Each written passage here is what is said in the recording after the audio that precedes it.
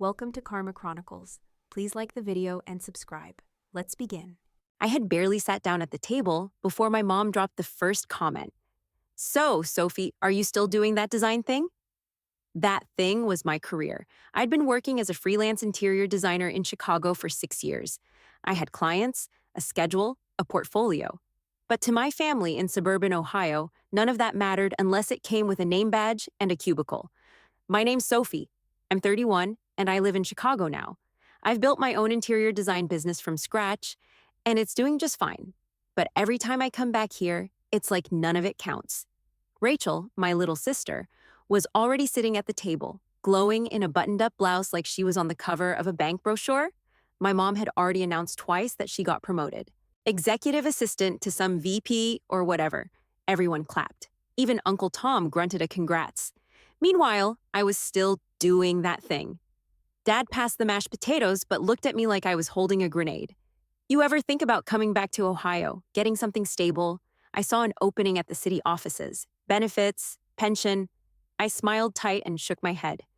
"I've got work lined up back in Chicago. My clients keep me pretty busy." "You mean like decorating people's houses?" Rachel asked, all innocence. "It's called design, Rachel, and I do commercial spaces, not just houses." She sipped her wine like she was already over it. The clink of silverware was the only backup I got. Mom jumped back in. "We just worry, honey. Freelance can't be easy. You never know where the next paycheck's coming from." I bit down on my cheek before I answered. "I'm not struggling, Mom. I've got a steady stream of projects. It's not a hobby." Rachel let out a breathy laugh. "Must be nice, working whenever you want." "No, it's called working all the time because I don't have a clock to punch out of." Lucas, my younger brother, looked up from his phone. "You still renting that tiny apartment downtown?" I set down my fork. "Yeah, Lucas, still renting, still designing, still paying my own bills.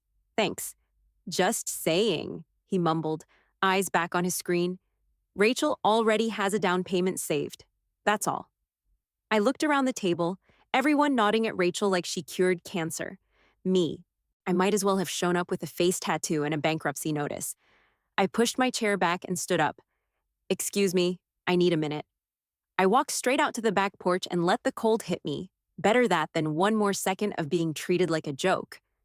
I stayed outside for a few minutes, just long enough for the cold to numb the heat crawling up my neck. When I walked back in, the conversation had shifted to Rachel's promotion. Again. Dad was halfway through bragging. "She's been with the company 3 years now. They say she's already in line to become a project coordinator next. Fast track." "That's great," I said, sliding back into my chair. Nobody looked at me. Mom added, "Her boss says she's reliable, always on time, never complains. That's how you move up in the world?" I stabbed a green bean, then looked at her. "I'm reliable too, Mom. My clients come back because I deliver. That's how I keep getting hired." She offered a polite smile, the kind people give to strangers with weird pets. "Are you still doing design? Or did you start something new?" "It's still design," I said flatly. "That's what I do. I have my own business." "Well," she shrugged, "maybe it's time to look into something more regular, just in case. Something secure, like Rachel has." Rachel gave me a side glance, then cut her meat like it didn't concern her. Of course it didn't. Dad chimed in again. "You've got a good eye, Soph. Nobody's denying that. But maybe it's time to think long-term. A backup plan. You're 31. "I don't need a backup plan." I felt my voice tighten. "I have a plan. I'm living it." Lucas laughed. "Yeah, but living it paycheck to paycheck, right?" I turned toward him. "Do you know what I charge per project?" "Nope," he said, still grinning. "But I do know people with real jobs don't have to hustle for every bill." I leaned back and crossed my arms. "Not everyone needs a time card to be successful, Lucas." Uncle Tom, who'd been quiet until now, jumped in with a chuckle. "When I was your age, I had 2 kids, a mortgage, and a pension started. Whole life insurance. That's what grown-up life used to look like." I bit my tongue so hard I tasted blood. He raised his glass. "But hey, maybe decorating hotel lobbies will catch on. Who knows, maybe you'll be the next Martha Stewart." Everyone laughed. Not me. "I design spaces that people live and work in. Real places, hospitals, retail, hotels. It's not arts and crafts." Mom tilted her head. "Sweetheart, no one's saying it's not creative. But how long can you do that before you burn out? It's not sustainable. Yes, it is, I snapped. If you stop acting like I'm chasing fairies. The table went quiet. Rachel picked up the slack. Well, I just got my holiday bonus, so I'm thinking of putting it toward a car. Something practical. Of course she was. That's smart, Dad said. Always invest in stability. The message couldn't have been clearer if they wrote it on a damn banner. Rachel was the poster child. I was the warning label. I pushed my plate forward. Excuse me, I'm not hungry.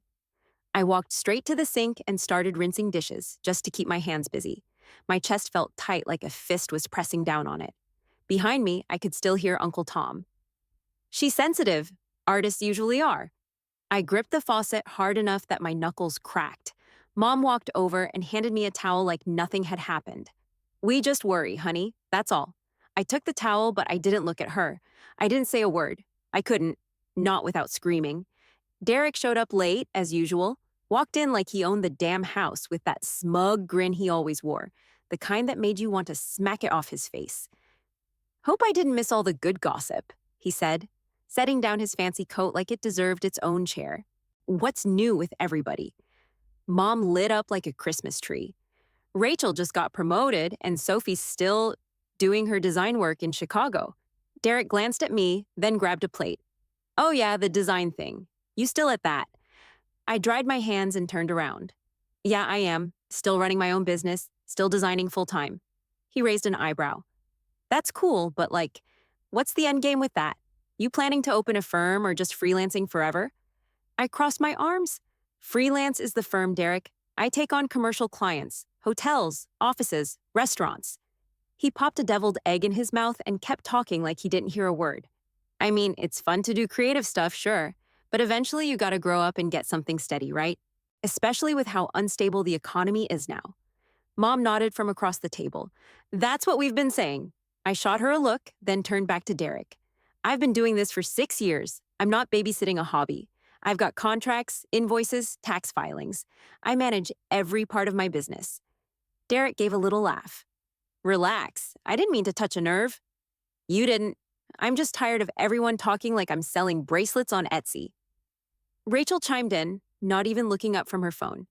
Well, people just want you to be secure. It's not a bad thing. Secure how? I snapped. You think a 9-to-5 magically makes you safe. People get laid off every day. At least I control my own path. Dad cleared his throat. But there's a ladder in those jobs. You know where you're going. With freelance, it's hard to tell if you're moving forward or just treading water. That one hit harder than I expected. I took a slow breath. I've moved forward. I've grown every year. I'm not treading anything. Lucas shrugged. No offense, but it's just hard to picture what you actually do. You don't post much. Derek leaned on the counter, still grinning. You know, there's no shame in falling back on a desk job if it ever dries up. That's not failure. That's just being smart. I looked around at all of them, nodding, smirking, pitying. Every single one thought I was still figuring it out, that I was hanging on by a thread. I'm not falling back on anything, I said through clenched teeth. I'm not struggling. I've made this work. I live off my design income, and I don't need to sit in a gray office under fluorescent lights to feel successful, Uncle Tom chuckled. Fluorescent lights pay for a house. Just saying. I felt the words building in my throat, sharp and ready to tear through the room. I bit them down and swallowed hard. I'm gonna get some air, I muttered, grabbing my jacket off the chair. Rachel called after me. You just went outside, didn't you? I'll go again. I yanked the door open and stepped into the cold. This time, I didn't just stand on the porch. I walked down the steps and into the yard, pacing near the fence like a caged animal. Every word they threw at me stacked up like bricks. Struggling, backup plan, grown up. They didn't see me. Not really, and maybe they never would. I was still pacing near the back fence, trying to breathe through the noise in my head, when my phone buzzed in my coat pocket. Unknown New York number. I almost let it go to voicemail. Then something in me said, take it. Hello. Hi, is this Sophie Klein? The voice asked, smooth, confident, like it belonged in a corner office with floor-to-ceiling windows. Yeah, this is Sophie. This is Melanie Hunt from Lennox and Roth Design Group in New York. I got your name through a referral from Everstone Hotels. We're overseeing a new luxury project in Manhattan. We've reviewed your work on the Carlton in Chicago. Are you available for a lead role? I stopped walking. My breath caught in my throat. You're asking if I want to lead a project. A full-scale renovation. Multi-million-dollar scope. We'd like your creative direction on the interiors. My heart was pounding so hard I barely heard the rest. They wanted me. Me. I'm available. Yes, absolutely. Perfect. I'll send the brief and next steps tonight. We'd like you on site in New York by the second week of January. I hung up staring at the screen. Then I turned back to the house. I walked inside, and this time I didn't wait for anyone to ask. I didn't need their permission to speak. I just got offered a lead design role on a luxury hotel in Manhattan, I said, loud enough to cut through whatever dumb story Uncle Tom was telling. Everyone turned. Rachel blinked. Wait, in New York. Yes, I said. Lennox and Roth. They want me to lead it. Mom's brows pulled together. That sounds big. It is big, I said. It's the biggest offer I've ever gotten. Dad rubbed the back of his neck. Well, I mean, it sounds exciting, but how do you know it's not a one-time thing? Don't get carried away? I'm not getting carried away. He held up his hands. I'm just saying these things come and go. One big project doesn't mean steady work. You need to think about the long game. Mom nodded like they practiced this in the car. It's a lot of pressure. Sounds intense. Aren't you worried about burning out? No, I said. I'm worried about staying small forever just because you all think safe equals successful. Derek piped up from the couch. Well, hey, if it works out, great. But don't quit your day job. Oh, wait. Enough, I snapped. You all keep talking like I'm one bad month away from moving back home. I've been doing this for years. I've built something real. You just never took the time to see it. Lucas leaned forward. But can you afford to move to New York? That city's no joke. I'm not moving to New York. I'm flying out for the job. They're covering expenses. That's what real firms do when they respect your work. Everyone went quiet. I looked around at all their faces, confused, skeptical, flat. Like I'd told them I won a raffle, not landed the biggest project of my career. You should still keep your options open, Dad said, softer now. Success like that. It's hard to maintain. One wrong move. I'm taking the job, I cut in. I don't need your blessing. I just thought maybe, for once, you'd be proud of me. Nobody answered. I grabbed my coat again. Don't wait up. I walked out the front door without looking back. The cold air hit like a slap, but at least it was honest. I didn't go back inside that night. I drove straight to the hotel near the airport and booked a room. Slept in jeans. Didn't care. The next morning, I boarded a flight to New York and didn't tell a soul. The apartment I rented short-term was tiny. One window, exposed pipes, noisy radiator that clanked like it had a grudge. But it was mine. Quiet, no judgment, no side eyes over mashed potatoes. Still, their voices clung to me. Are you sure it'll last? Don't burn out. One-off project. No shame in a backup plan. They didn't get it. They never would. I buried myself in prep. Emails, mood boards, Zoom calls with the hotel investors, material samples stacked in the corner like a second bed. My head was in New York, but my chest still carried Ohio like a weight. The week before Christmas, the city went full holiday movie. Lights strung across street poles, taxi horns even sounded less pissed off. People rushing around with bags and red cheeks. I still hadn't played a single carol. One afternoon, I ducked into my favorite cafe on Lexington just to breathe. I ordered my usual, black coffee, no fuss, and grabbed the corner table near the window. Sophie. I looked up and almost choked. Linda? Linda Reyes, my old mentor from my first internship, back when I was scared of everything and second-guessed every decision. Girl, what the hell? How long has it been? She asked, wrapping me in a hug before I could answer. At least 4 years, I said. You look amazing. You still in LA? She slid into the seat across from me. Nope, moved back 2 years ago. I'm creative director at Bell and Slate now. You. I just landed the lead on the Lennox project downtown. Her eyes widened. You're the one handling the Manhattan Everstone. That's you. I nodded. Yeah, just started prep this week. Damn, you're killing it. For the first time in days, I actually smiled like I meant it. You still flying solo? She asked. Yeah, freelance. Linda leaned forward. I'm building a new team on a high-profile project next spring. Mixed-use tower in Tribeca. I'd love to pull you in as lead on the interiors. You interested? I stared at her. You're serious? As a heart attack? Then yes, Hell yes. She grinned and raised her coffee. Merry Christmas to both of us. After she left, I stayed at that table for a while, watching people walk by, phones in one hand, shopping bags in the other. I'd just been offered two massive projects in the same week. My work was finally speaking louder than their judgment. And yet, that night, I got a text from my mom. Are you coming home for Christmas Eve dinner? We miss you. The table won't feel right without you. I stared at it for a long time. No apology, no acknowledgement, just a soft little guilt trip, dressed up as a loving invitation. I locked my phone and dropped it face down. Let them set the table without me. I left my phone face down and didn't touch it again. Christmas Eve, I was back at the Lennox and Roth studio by 6. Empty streets, cold air, most people home eating ham and watching movies.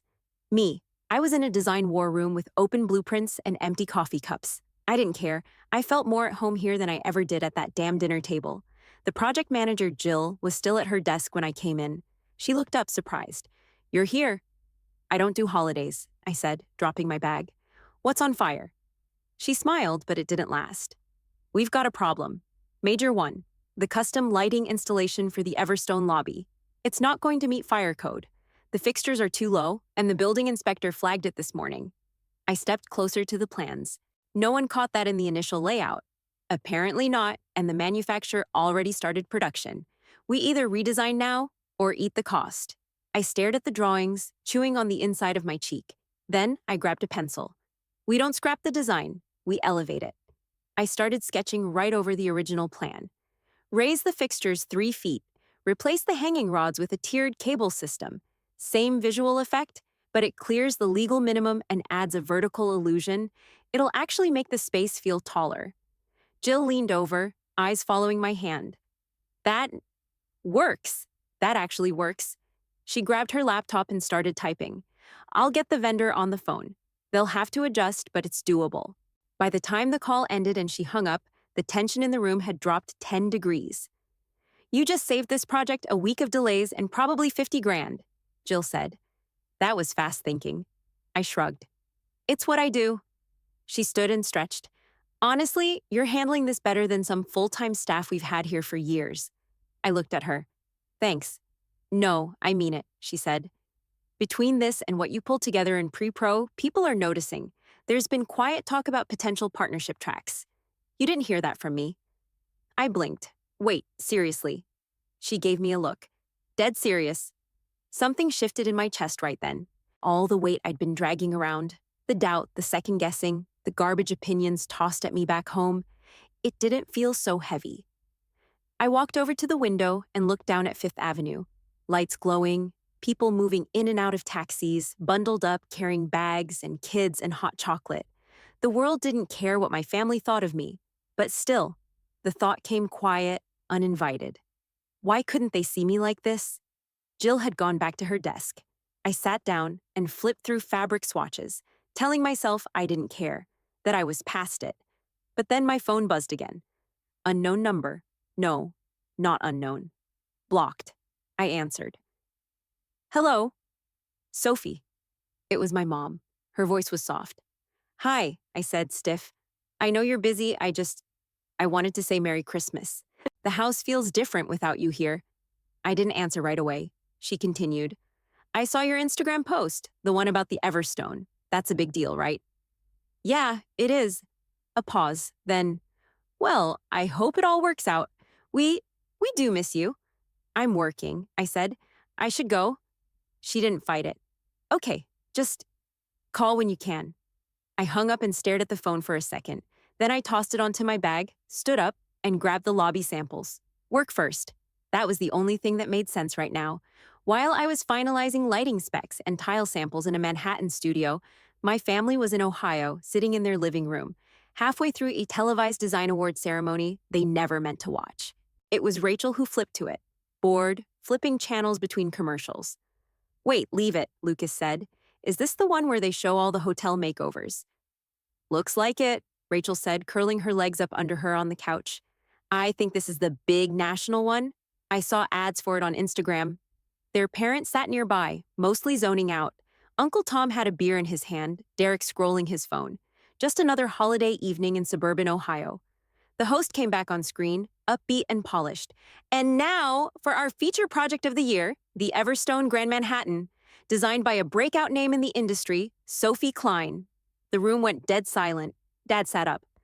That's Sophie, right? The camera panned across the gleaming hotel lobby. Rich textures, bold lighting, modern lines with vintage touches. My name appeared in giant white letters across the bottom of the screen. Lead designer, Sophie Klein. Mom gasped and covered her mouth. Oh my God. Her voice cracked. Rachel sat frozen, blinking at the screen. That's her hotel. Lucas leaned forward. No way. Then Derek, smug, always right Derek, pulled out his phone with a frown. I'm Googling this. Hold on. The host kept talking, praising the elegance, the creativity, the way the design elevated the space beyond expectations. My photo popped up next, the one they took of me in the lobby on opening day. Black blazer, confident stance. She's been doing this whole time, Rachel asked like someone just rewrote her childhood. Mom's eyes welled up, and she didn't bother hiding it. She didn't say it was this big. Why didn't she tell us? Dad leaned back slowly. I think she did. We just didn't listen. Derek muttered under his breath, still scrolling. Holy crap, she worked on the Carlton too. That place got written up in Architectural Digest last year. She never said any of this, Rachel whispered. She tried, Dad said, voice low. We just thought we knew better. The host wrapped up the segment by calling the Everstone one of the most visionary renovations of the year. They showed a quick interview clip, me talking confidently about design choices, functionality, storytelling through texture and space. She sounds like a pro, Lucas said, like he didn't believe it. She is, Mom said quietly. Her voice broke again. She always was. We just didn't see it. Uncle Tom shifted uncomfortably, cleared his throat, then said nothing. For once.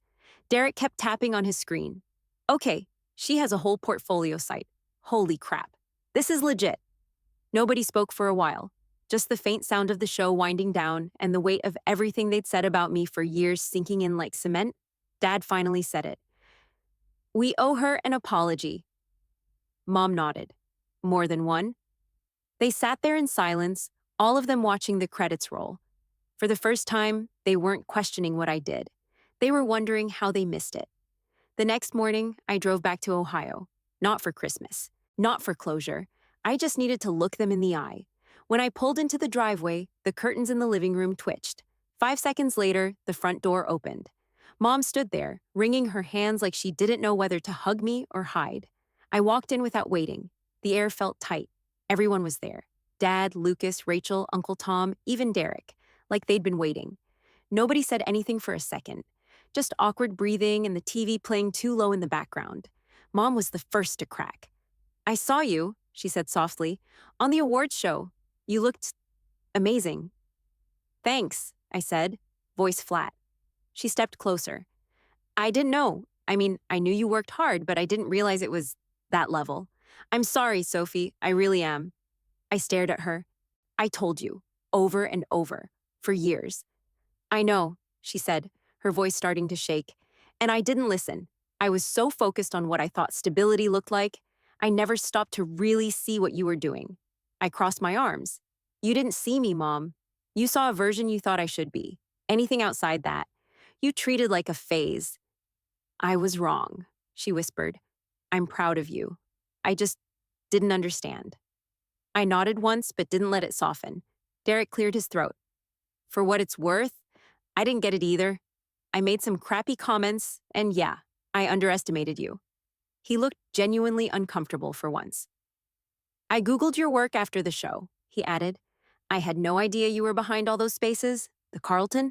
That's insane. You assumed I was barely scraping by, I said.